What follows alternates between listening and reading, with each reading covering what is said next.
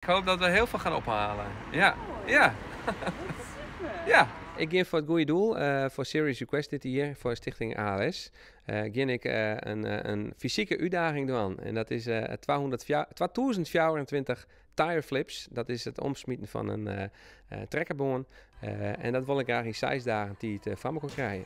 Dus dat betekent dat ik ongeveer 350 per dag moet doen. Het idee van deze actie had een persoonlijke reden. Mijn neef Hendrik is 2 jaar geleden verstoorn aan ALS. En dat wie een beam van een kerel. Hij die vroeger aan vrachtwijn loeken en hij die mijn sterkste manwedstrijd mee.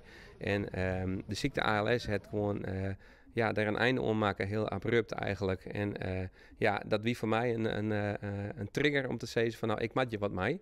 En de trekkerboon die je boeten leidt, die wij broekten in de coronacrisis. Toen wij dicht winnen en toen we boeten gingen sporten. Die had hij jezelf nog gebracht. En toen dacht ik, ja, trekkerboon. Wij hebben trekkerboon binnenlezen. En Stichting ALS, daar maak ik gewoon wat mee. Dus ja, het was een spontane actie. Maar het begint al erin zelfs. Dus ja, fantastisch. Oh jongen, ik zit al over mijn strevendrag.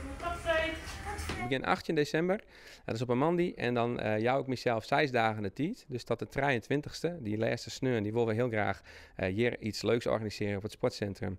En dan hoop ik dat ik nog een aantal flips oer heb voor die dag. Maar dat denk ik wel, want het is best wel vol, hè? 350 op een dag.